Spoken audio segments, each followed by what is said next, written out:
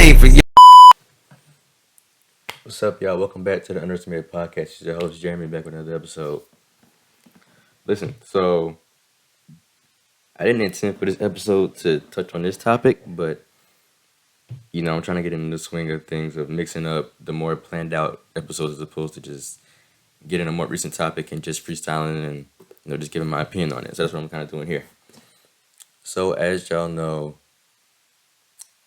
about a week ago, Draymond Green, y'all know, forward of the Golden State Warriors, got suspended indefinitely by the NBA for a altercation that he was a part of.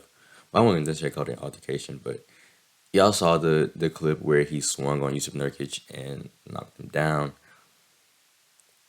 Obviously, we know Draymond's history. Y'all know that this is my passion. My passion is to be a sports analyst when it's all said and done, and to be on the Sports Broadcasting Hall of Fame. And, so I'm kind of in the loop of everything. Like, I have the ESPN app on my phone, Bleacher Report, NBA app, NFL app, MLB app. I'm in the loop of everything. I try to keep up to date with everything in the sports world as keen as possible. But this touches on a different aspect because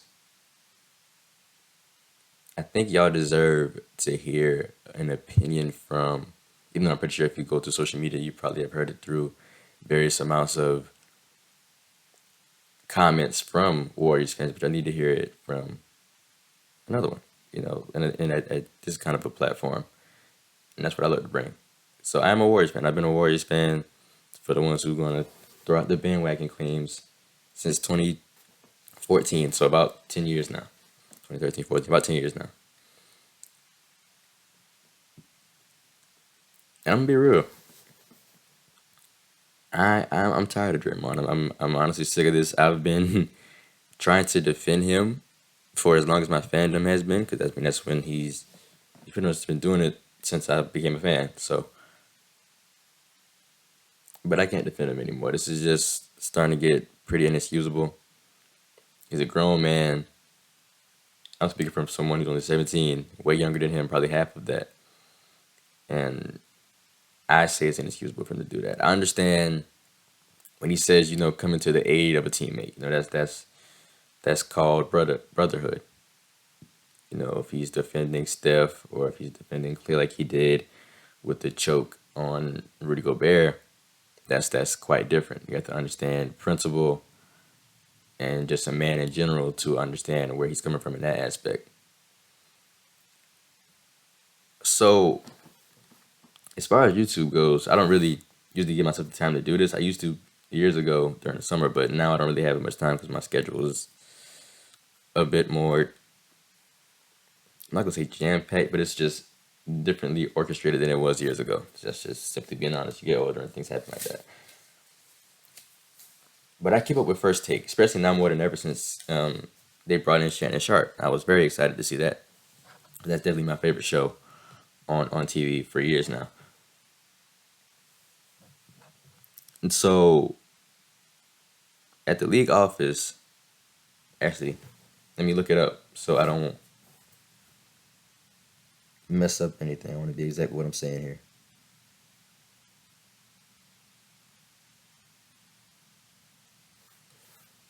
So Joe Dumars is the executive vice president and head of the basketball operations of the National Basketball Association. So basically, he's the executive vice president and head of basketball operations in the NBA. Now, it's a tricky situation because, a lot of people have given their views on Draymond Green, including, I want to piggyback firstly to Rasheed Wallace. Now, we all know about the Bad Boy Pistons teams. Rasheed Wallace was basically reiterating that Draymond it's just in his nature and blood to do because he grew up around that Bad Boy Pistons team. Well, not necessarily the Bad Boy Pistons, but like you could say Bad Boy Pistons 2.0. The team with Rasheed Wallace, Rip Hamilton, Chauncey Billups, Tayshaun Prince, that group of guys. Around the original bad boys are Isaiah Thomas, Joe Dumars, Bill Lambier, Benny Johnson, etc. Draymond Green is from Saginaw, Michigan. He went to college at Michigan State.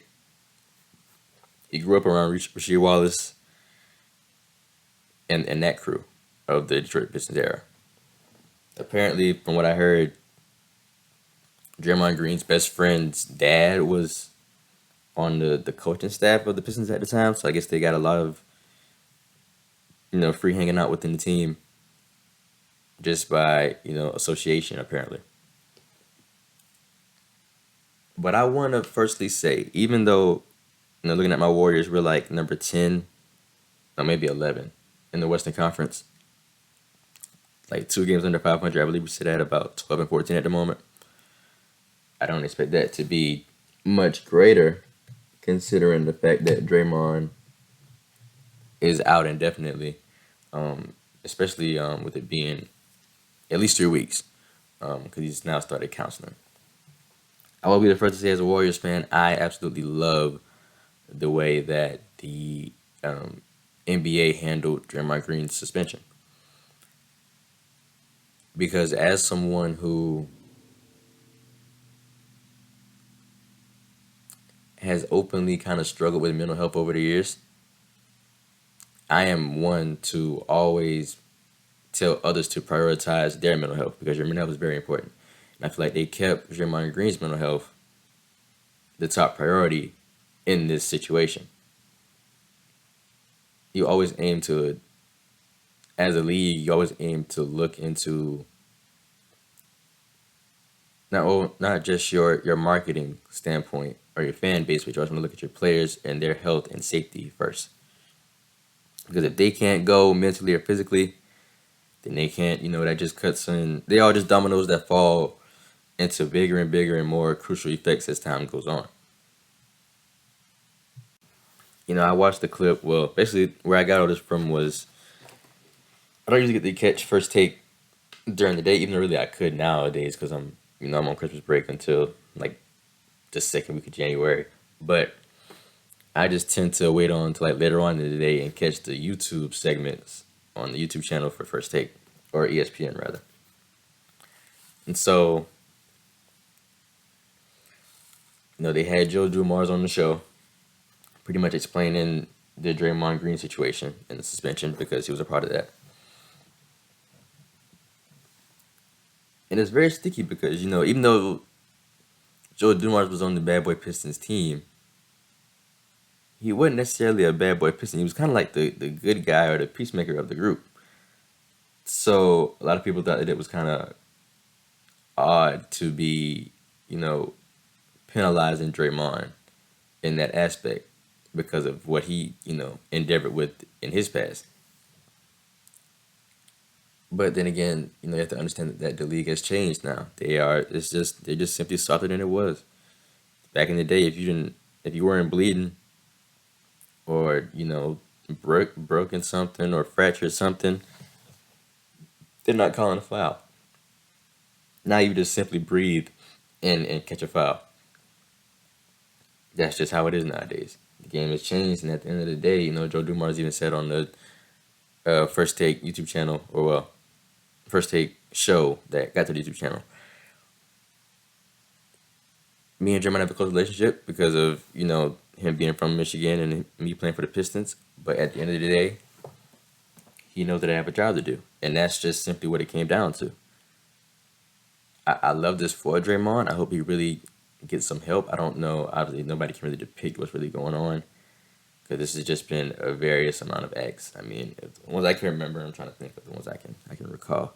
All right, so obviously we got the Nurkic incident, the Rudy Gobert incident. As you know about the Jordan Poole incident, I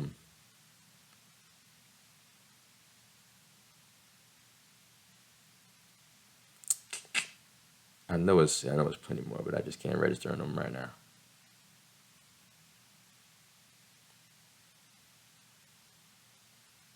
Anywho, still all in all, I loved how they handled his suspension.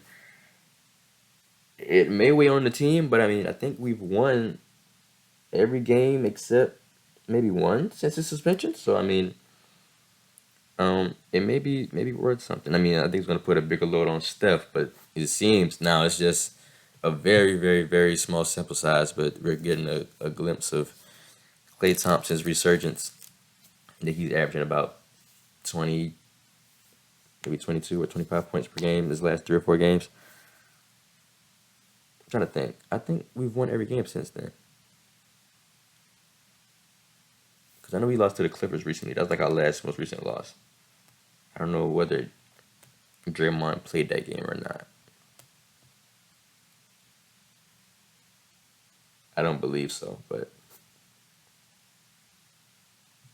I would actually play that clip for y'all, but I'm not sure if I get copyrighted or not. So I don't know if that would be within my best interest to do. What does this mean for Draymond? I don't know. I just hope he gets better. Cause I'll be the first to say I agree with everyone that has been saying, we aren't the same team without Draymond. It's true. Despite the fact that we've had, Klay Thompson and Steph Curry in those championship wins, the offense is just not simply orchestrated the same way if Draymond is not there. When you put Draymond in there, 6'7", I think what 235, can handle the ball really well, can facilitate like no other. It gives Steph the opportunity to be best off the ball, which is what he's best at. And you take Draymond out, now you put Steph, or you put more of a burden on Steph to be on the ball. Not saying that he can't. We all know that Steph is. It's not a debate I want to get into because y'all might say I'm biased, but I'm gonna just leave it up there in the air so we can all be happy. A top two ball handler of all time. So him creating his space and getting to his spot isn't much of a problem for him. But he's just simply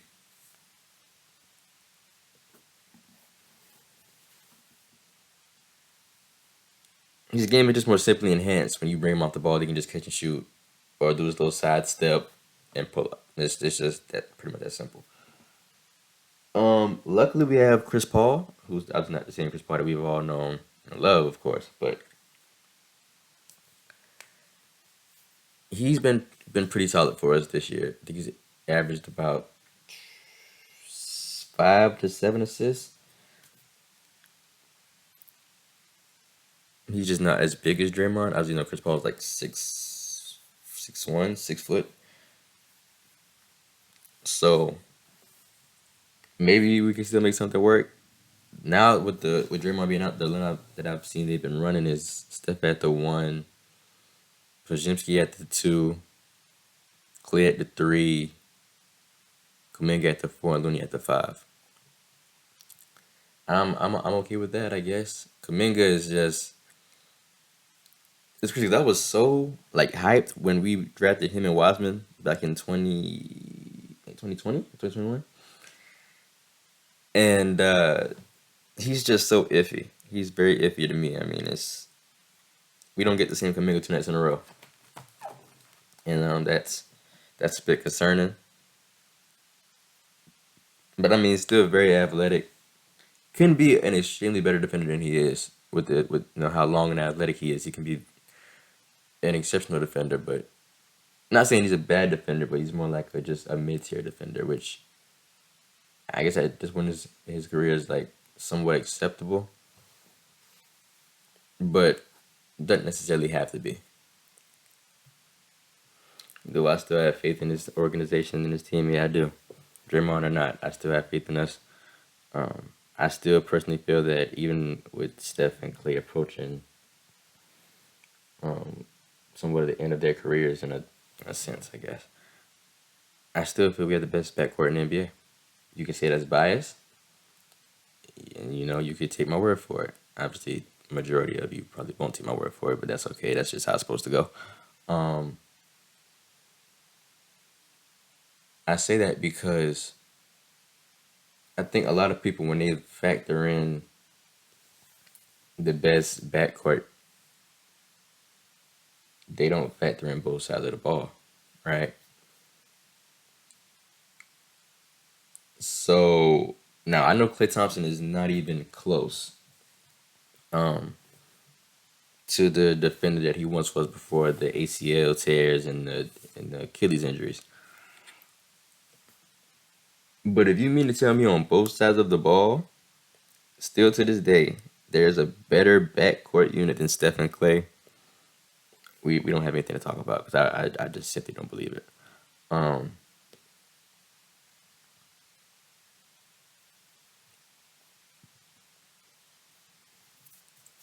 yeah, I just want to keep saying that I absolutely love how the NBA handled Draymond Green suspension. Um, on the other hand, John Morant comes back tonight. That's exciting. Also just saw a comment earlier that I kind of want to touch on. They were talking about how the jaw, was constantly engaging with deadly weapons, more specifically guns, on live and stuff like that, and only received a 25 game suspension. They said that, um, well, the commenter said that if Ja got 25 for just doing this and didn't necessarily hurt anyone, Draymond should at least get half a season or maybe even the whole season because he's actually out here harming people.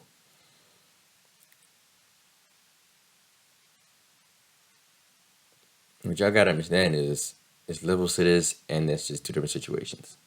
John Morant's in his fourth season in the NBA,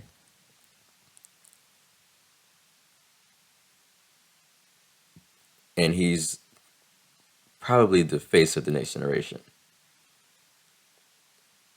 That toting a weapon on Instagram Live is not the message as the NBA that you would want to send to the younger generation. Of course, you don't want to send the message that you just go out and hit people, or kick them, or slam them, whatever, choke them, whatever. Draymond Green though has four rings along with it. Regardless of what you want to say about Draymond, I know that might sound like I'm defending him right now, but I'm just comparing the situations here. Draymond has four rings. Defensive Player of the Year. Has been on multiple defensive teams. So I mean, what does y'all have? I mean, I know he hasn't played as much years as Draymond. I think Draymond's been in the league 12, 13 years, and this is only I think like y'all's fourth year. Ja only has an All Star, and he's been to the semifinals.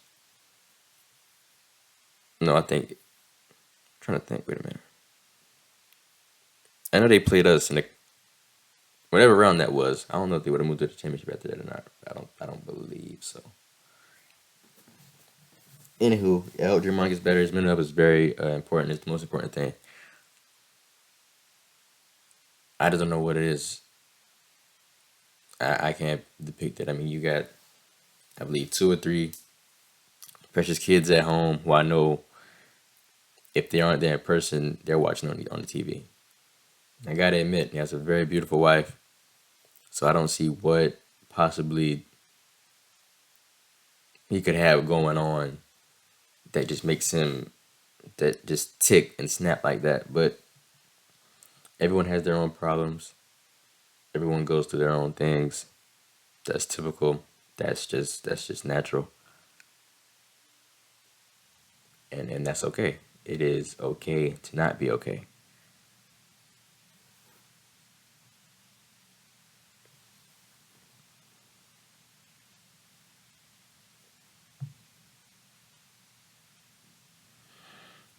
This could potentially be Draymond's last year as a Warrior. I would hope not, because things can really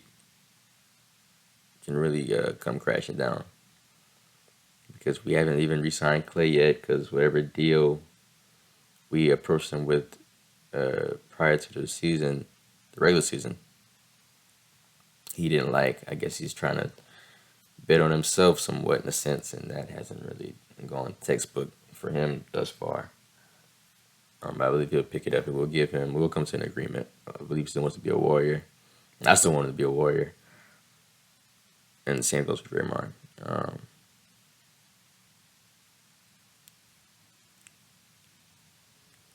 yeah, so kudos to Adam Silver Joe Dumars, and the rest of the NBA and people within the basketball operations. Um, Without further ado, I will say, seriously though, take care of your mental health. Your mental health is very important as someone who has, you know, dealt with mental health. I'm not gonna say issues per se, but some troubles throughout the past couple of years. I would say it's very important. And as I work on mine, I will let you to work on yours as well. If you need help, that is okay. Trust me, if anyone were to ask people closest to me about my independency, they tell you I'm very independent. But sometimes we all just need help, and that's okay. I had to learn that the hard way. But in the end, it makes you feel better. So, without further ado, live, love, laugh. Nah, that's not me. But I always remember, don't underestimate, appreciate. Y'all know it's always all love for me, and catch y'all in the next one. Gone.